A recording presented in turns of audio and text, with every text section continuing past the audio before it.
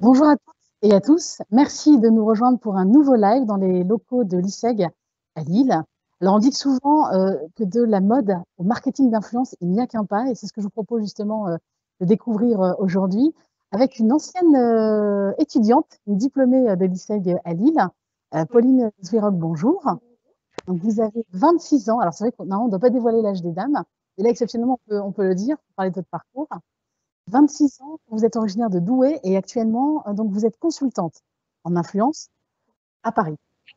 Très bien. Est-ce qu'on peut revenir rapidement peut-être sur votre parcours et puis on entrera peut-être un peu plus en détail sur vos missions, sur votre travail actuel?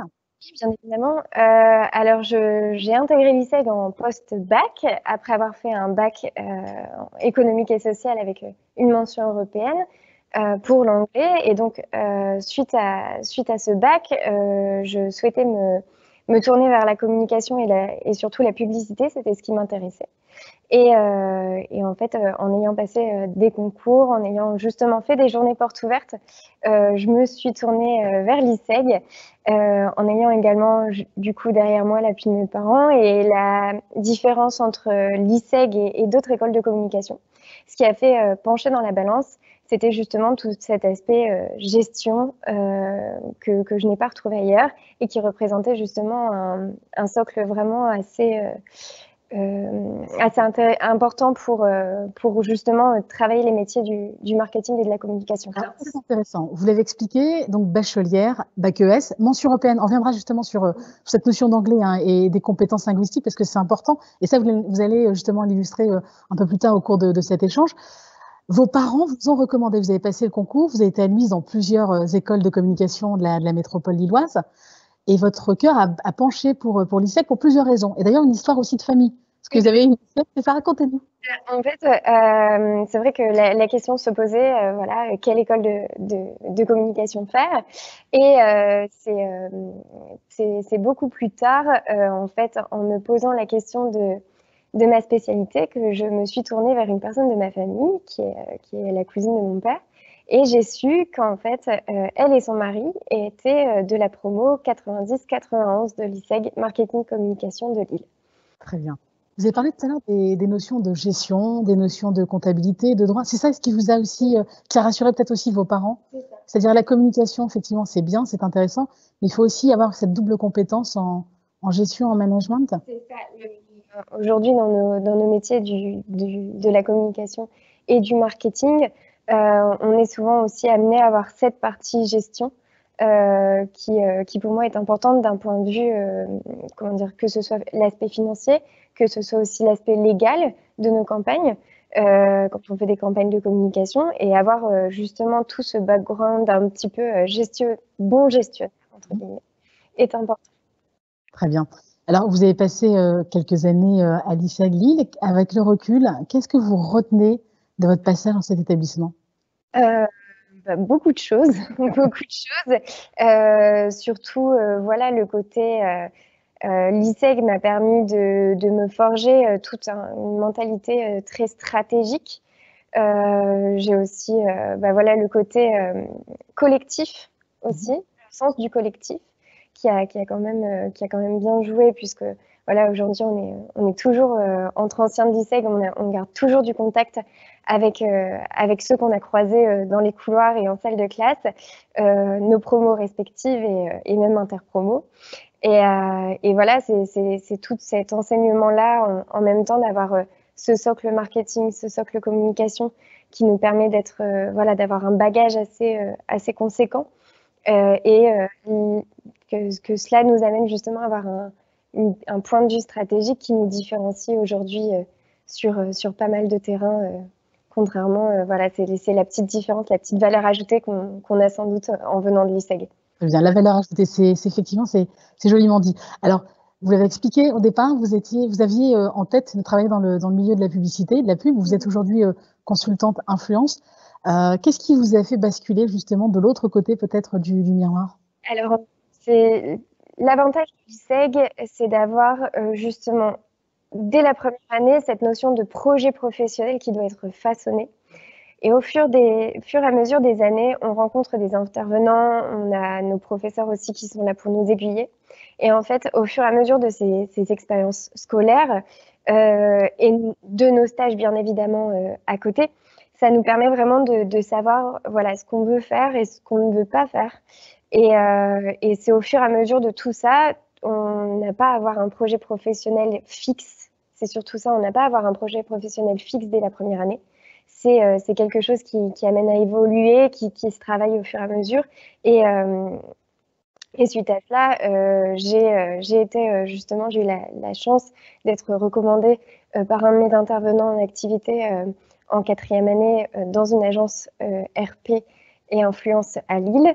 Et c'est là où j'ai découvert justement le monde de l'influence et qu'à un moment donné, j'ai décidé d'en faire mon métier.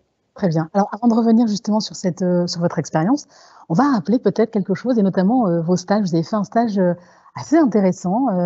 Vous avez beaucoup de culot et puis ça vous a permis justement de décrocher ce fameux stage. Est-ce qu'on peut revenir justement sur cette partie de votre parcours? Oui, alors vous parlez de Jean-Paul Gaultier. En fait, Jean-Paul Gaultier, le couturier. On est, voilà. Donc plus particulièrement, normalement, c'est Gaultier Paris. En fait, tout au long de mes années à l'ISEG, j'ai toujours eu cet intérêt pour la mode. C'était quelque chose dans lequel je voulais travailler, ou du moins je voulais voir ce que c'était. Et en fait, en 4e année, j'ai décidé de postuler à une annonce, comme il y en a des centaines sur des sites justement spécialisés dans la mode. Et à la différence, c'est que je me disais, aujourd'hui, je ne sors pas moi d'une école de mode, je sors d'une école de marketing et communication et j'ai ces compétences-là. Qu'est-ce qui va me permettre de me démarquer des autres? Et à ce moment-là, on était voilà, dans l'expertise digitale, on voyait un petit peu ce qu'était le blogging. Et je me suis dit, pourquoi pas faire mon blog où je vais parler de la mode, mais surtout d'un point de vue, du point de vue d'une étudiante en marketing et communication. Et c'était quelque chose, voilà, j'ai pas voulu en faire une carrière dans le blogging, mais pour moi c'était un CV de plus, un portfolio que j'intégrais systématiquement à mes candidatures. Et c'est ce qui a fait à un moment donné que dès lors que j'ai poussé la porte de chez Jean-Paul Gaultier, en fait les personnes, les recruteurs que j'ai rencontrés m'ont dit on a vu que vous aviez parlé justement de Jean-Paul Gaultier sur votre blog, vous en aviez fait une bonne analyse, c'est bien, et c'est ce qui m'a permis de décrocher, alors pas dans un premier temps, mais dans un second temps, plutôt que d'avoir un stage de 3 mois, j'ai eu la chance d'avoir un stage de 6 mois pour ma 5e année. On va le rappeler, vous étiez nombreux sur le poste. On était plus de 250 candidatures. Très bien. Et ce qui a fait la différence finalement, c'est votre formation et aussi votre expérience de microblogging. Voilà, c'est ça. Et que je sache en fait parler de ce que j'apprenais à l'ISEG, que je sache aussi mettre en pratique sur des cas de mode très précis, avec un point de vue d'une étudiante de 21 ans. Hein. Donc j'ai essayé justement d'avoir ce côté démarcation et toujours cette valeur ajoutée en plus pour dire que je viens d'une école de marketing et communication, mais je peux le faire. Très bien. Alors, on a parlé de la mode, on va parler à présent du métier que vous exercez et puis aussi comment vous êtes amené à intégrer justement cette agence, qui est une agence parisienne dans le 8e arrondissement qui s'appelle Matryoshka. On ne va pas en dire plus, vous travaillez aussi avec de très grands noms des réseaux sociaux. Est-ce que vous pouvez nous expliquer, voilà, nous présenter un peu votre métier, vos missions actuelles? Alors actuellement, je suis consultante en e-influence. Donc ma mission est simple, contrairement à une agence d'influenceurs. Là, mon travail d'agence, c'est d'apporter tout le conseil aux marques. Je viens faire tampon entre les marques, leurs besoins, leurs stratégies. Je viens l'appliquer avec les influenceurs à côté. Donc aujourd'hui, ce qu'on voit sur Instagram, ce qu'on voit sur l'influence en général, la majorité de ce qu'on voit a été pensé par des agences derrière, ou que ce soit des marques à l'interne, bien évidemment. Donc, on est sur de la stratégie qu'on va qualifier de créative, qui va pouvoir mettre en application justement les besoins de la marque, leur propre stratégie marketing. Et donc, on vient justement jongler entre ce côté marque et le côté influenceur où voilà, c'est un métier qui demande énormément de relationnel au quotidien, que ce soit pour nos clients ou de l'autre côté dans l'influence pure. Et donc, mon métier aujourd'hui représente ça, c'est de venir créer quelque chose de digitaliser, entre guillemets, la stratégie de la marque au travers des influenceurs. C'est un nouveau métier, ça n'existait pas il y a quelques années. Aujourd'hui, vraiment, les marques, elles s'approprient le terrain justement des réseaux sociaux, de l'influence avec ces fameux influenceurs. De plus en plus, on se rend compte également qu'il y a, entre guillemets, derrière l'influence qu'on voit, nous, en tant qu'utilisateurs, qu'il y a une vraie méconnaissance du métier déjà, parce que c'est un métier aussi. Et être influenceur, déjà, c'est un métier, mais nous aussi également. Et de plus en plus, les marques incluent vraiment l'influence dans leur plan média, dans leur stratégie digitale pure. Et en fait, on passe aussi, avant l'influence était énormément associée au RP. Et petit à petit revient... Qu'est-ce que c'est peut-être pour les... Relations publiques. Surtout l'influence est rattachée aux relations publiques, puisqu'on fait appel à la notoriété de ces influenceurs. Et petit à petit, en fait, vient s'inclure dans le digital avec toute la partie social media. Très bien. Alors, la particularité de l'ESSEC, c'est justement de la com, du marketing, mais aussi du digital. En quoi ça vous a servi justement vos formations, vos compétences, vos connaissances que vous avez acquises au sein de l'école dans votre travail actuel? Ce qui m'a servi, surtout sur l'expertise déjà digitale, mais déjà, on va dire les 3 premières années où on est vraiment communication et marketing, c'est toute justement cette particularité stratégique, le côté vraiment avoir cet esprit marketing. Ça aussi, ça fait une vraie différence. Donc déjà ça m'a beaucoup aidé d'avoir le côté business en fait, voilà, le rattaché au marketing, ce côté business-là. Et ensuite, sur ma spécialité digitale, c'était aujourd'hui, on est tellement dans des métiers qui évoluent en ligne. On est quasi que sur de la digital. On travaille de plus en plus sur de la digitalisation. Et le fait d'avoir justement cette expertise digitale qui va nous apporter des compétences en web marketing, on va avoir toute la partie SEO, SIA, toutes ces choses-là, social media, en fait, mis bout à bout, ça nous apporte vraiment de multiples compétences pour pouvoir exercer un métier. Et surtout, quand ce métier-là, surtout dans l'influence, on le projette à un moment donné, on se rend compte que ces compétences-là, elles viennent nous alimenter et nous nourrir encore. Et encore aujourd'hui, je fais encore le lien avec des cours que j'ai eus. Très bien. Alors, vous avez parlé SEO, SIA.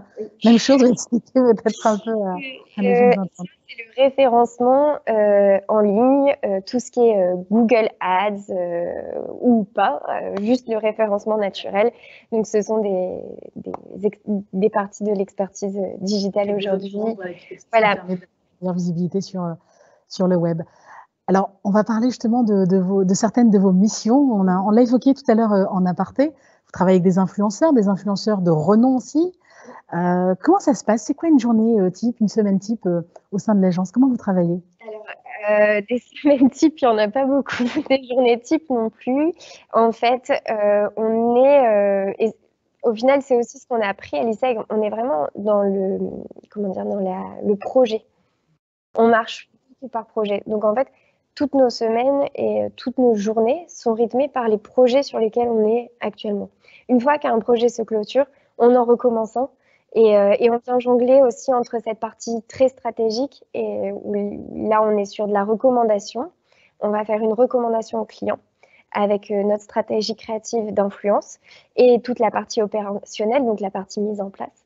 Et on vient jongler avec ça au quotidien. Donc, il y a autant d'opérationnels qu'il y a des stratégies. Parfois, il y a des semaines où on va être uniquement sur de la recommandation. Et d'autres où on va faire beaucoup de mise en place, beaucoup d'opérationnels. Donc voilà, on est vraiment dans cette culture du projet en fait, au quotidien.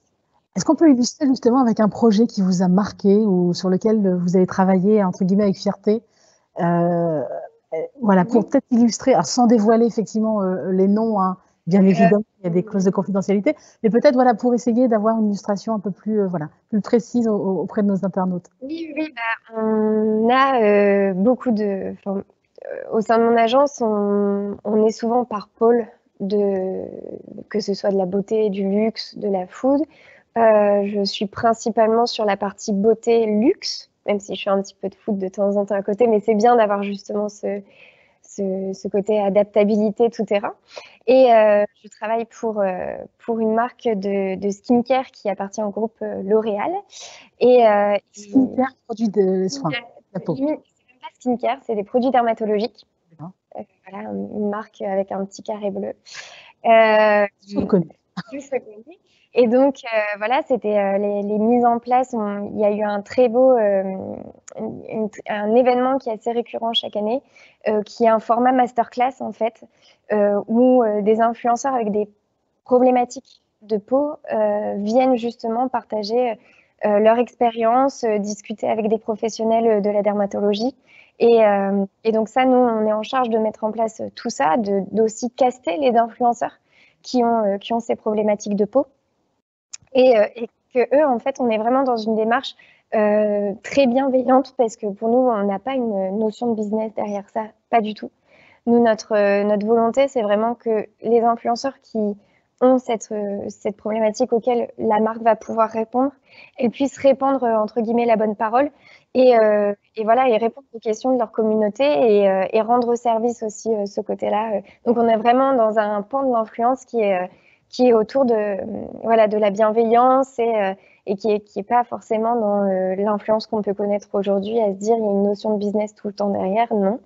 Et donc là, nous, ça fait plusieurs années que mon agence met ça en place. Ça fait 1 an et demi que je suis au sein de cette agence, et donc ça fait 1 an tout pile que je travaille sur ces beaux événements-là. Donc, avec la crise actuelle, on a mis aussi ce format-là en digital pur.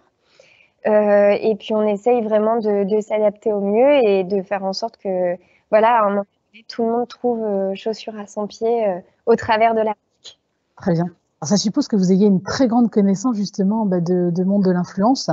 Vous avez un compte Instagram, je suppose. Vous suivez voilà tous les blogueurs. Vous savez voilà qui est qui fait quoi, pour proposer justement de manière idoine les bons produits peut-être pour ces ambassadeurs. Et ça, c'est un travail, comment dire, de longue haleine, puisqu'il n'y a pas aujourd'hui, à date, et de toute façon, ça n'est qu'une question de matière grise, il n'y a pas de logiciel qui nous permet de but en blanc de dire, bah voilà, un tel correspond à un tel. Certaines plateformes le proposent, mais c'est là où notre travail de relationnel est énorme, c'est qu'on va creuser justement avec les influenceurs, on passe de connaissances à, voilà, on vient vraiment apprendre à les connaître pour avoir ce côté justement, c'est purement de la matière grise, et c'est pour ça que c'est notre travail, de se dire, on va pas forcément se baser que sur la notoriété, parce que peut-être tel influenceur avec telle problématique ou qui a tel quotidien va correspondre le mieux à la marque. Et c'est pas forcément qu'une question de chiffres qu'on voit sur Instagram, de nombre de followers, de taux d'engagement, il n'y a pas de tout ça. Alors, vous avez parlé de marketing justement de KPI, parce qu'il faut quand même évaluer effectivement les retombées. Comment ça se passe concrètement quand vous devez restituer des comptes à une entreprise qui investit peut-être sur un événement? Alors, il y a beaucoup de choses, il y a beaucoup de facteurs qui viennent rentrer en compte. Déjà, il y a ce que l'influenceur aura produit, comment dire, il y a entre guillemets, ses propres chiffres, ses propres statistiques de résultats de poste.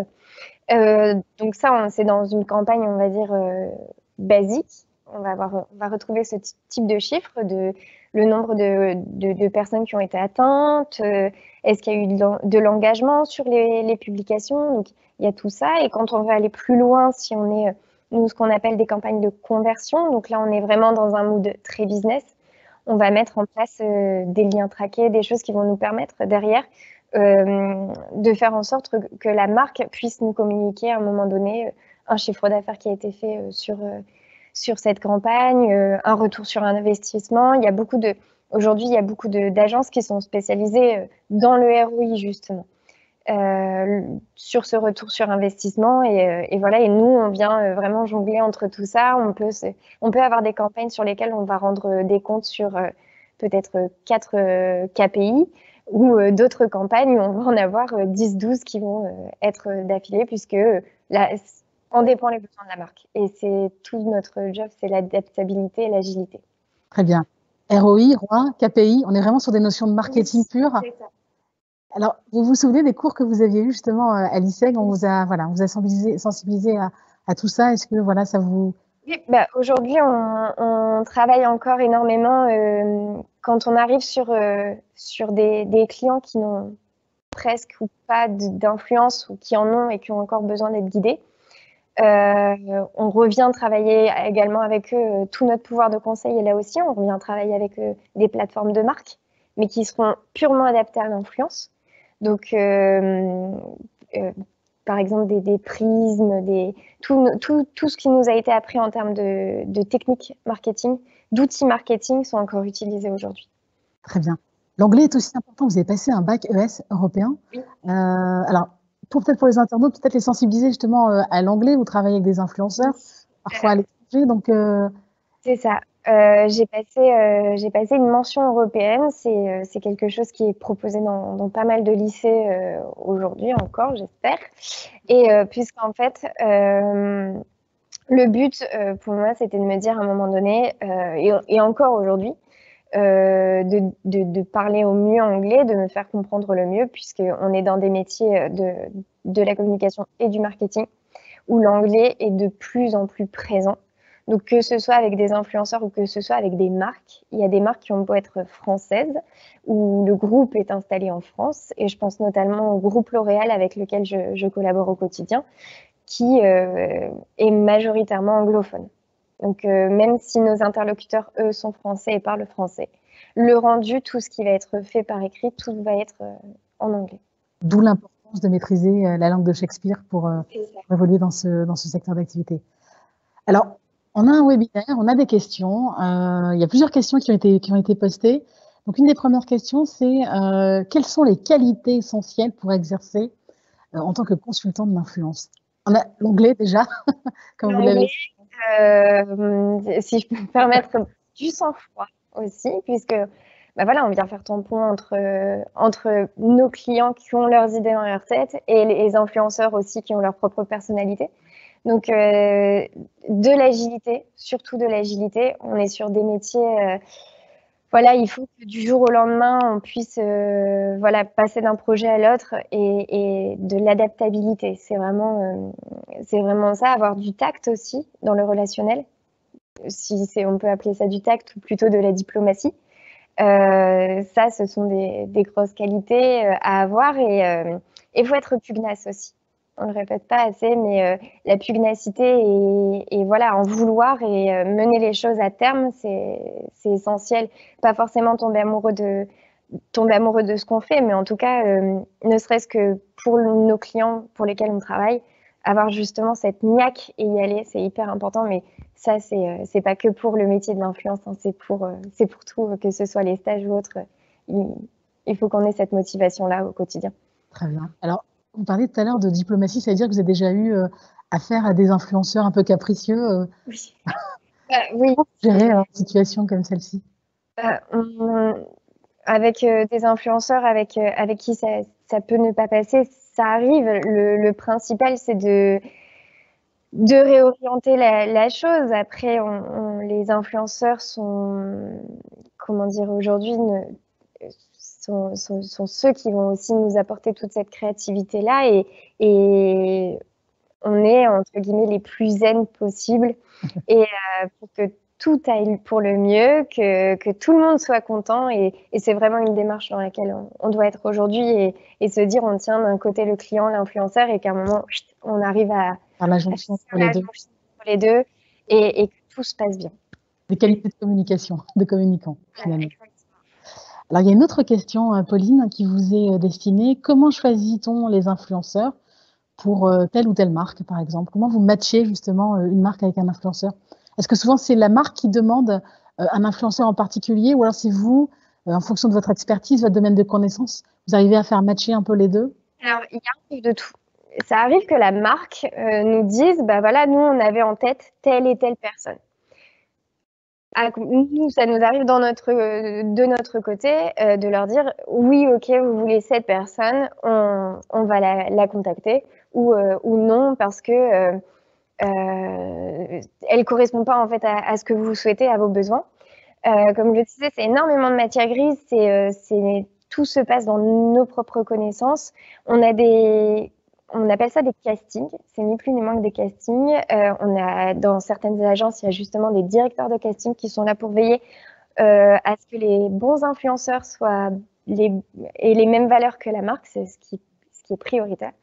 Et derrière, c'est en fonction, voilà, il y a aussi cette notion de budget. En fonction du budget de la marque, on peut se permettre d'appeler tel ou tel influenceur.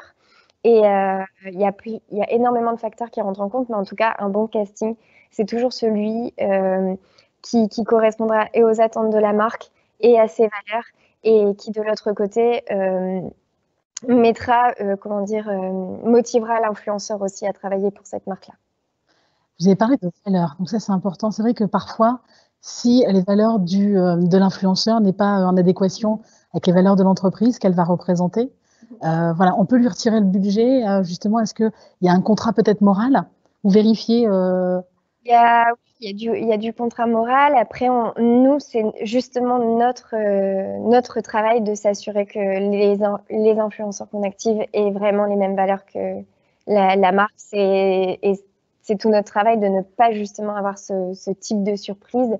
J'ai jamais eu peut-être une fois, mais jamais eu en tout cas de collaboration qui s'arrête net en plein milieu d'une campagne parce que ça matche pas.